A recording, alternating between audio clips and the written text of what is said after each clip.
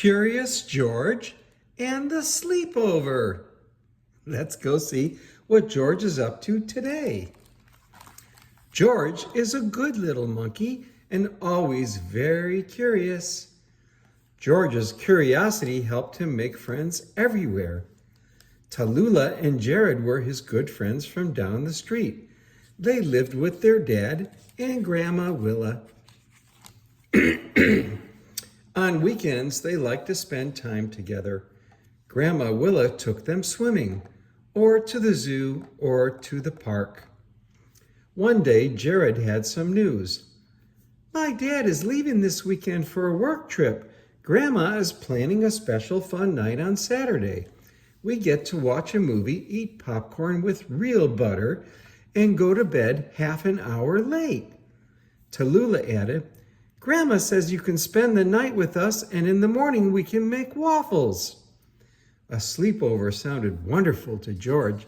The man with the yellow hat agreed to the plan. Hooray! It was only Wednesday, so George had plenty of time to prepare for his first sleepover. He was curious about his new sleeping bag, so he tried it out. On Thursday, he borrowed the man's backpack.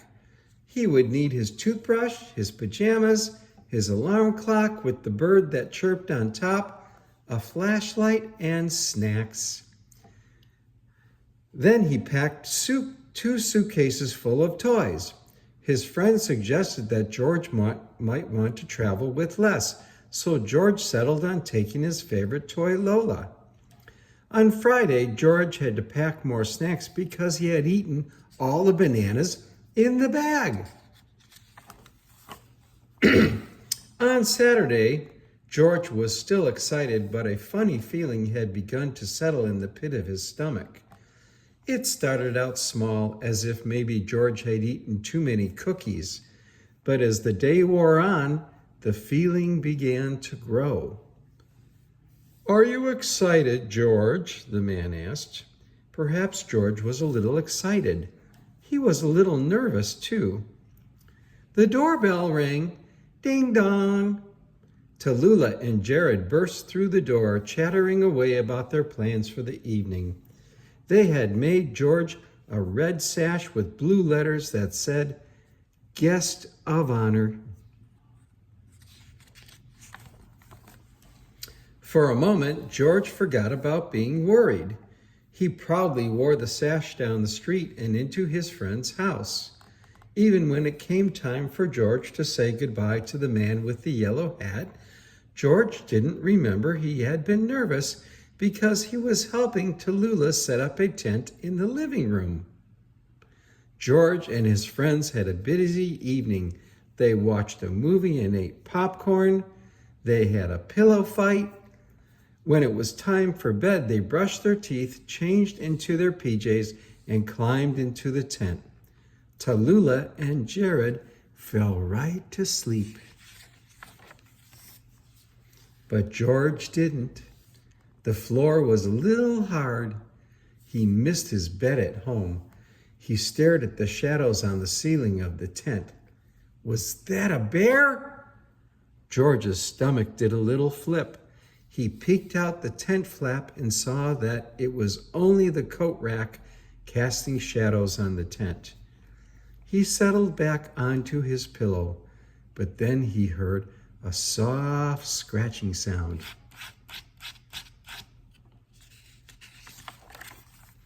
He jumped out of the tent with Lola safely in hand. He looked out the window and saw the branches of an apple tree scratching the side of the house. How silly of him to worry. George had an idea. He would make himself some warm milk. That always helped him sleep at home. George poured himself a mug of milk. Oops! He would have to clean that spill up later. He wasn't quite sure how to go about warming up the milk. He knew not to touch the stove. At home, his friend always heated the milk for him, so George just arranged some cookies on a plate. Yum, they would go nicely with the milk. but holding on to a full mug and the cookies was hard work. He spilled more milk onto the floor. George put down the cookies and went looking for a mop. There it was. Oh no! He accidentally swiped the mop across the table. Cookies went flying. George wished he were at home with the man there to help. He didn't want to wake up his friends. If he got a sponge from the sink, maybe he could clean up the spill. But as he hurried across the kitchen, he slipped on the wet floor. Poor George. Now he was homesick and wet. He started to sniffle. The light in the kitchen went on. Grandma Willa scooped George and Lola up. She gave them a big hug and dried them off. Then Grandma called the man with the yellow hat so George could hear his voice. Tallulah and Jared woke up too and helped cheer George up. I was nervous about spending a night away from home at my first sleepover too, Tallulah confessed. Not me, Jared said proudly. That's because you haven't gone to one yet, Tallulah said. Have to. This one, insisted Jared. Tallulah and George just smiled. George felt better. He snuggled down into the sleeping bag that Grandma spread on the living room couch. The kids pulled their sleeping bags out of the tent and spread them on the floor near George. Grandma left a small light on over the desk. They all fell right to sleep. And in the morning, George helped make banana and chocolate chip waffles for breakfast.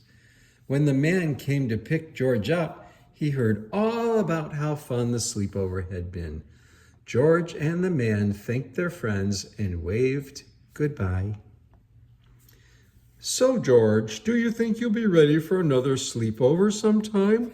The man asked. George was already packing for it. Yeah, curious George and the sleepover. He was afraid to sleep out, away from his friend. But after a while, he relaxed and everything was fine and fun. I like that story, and I like you a lot.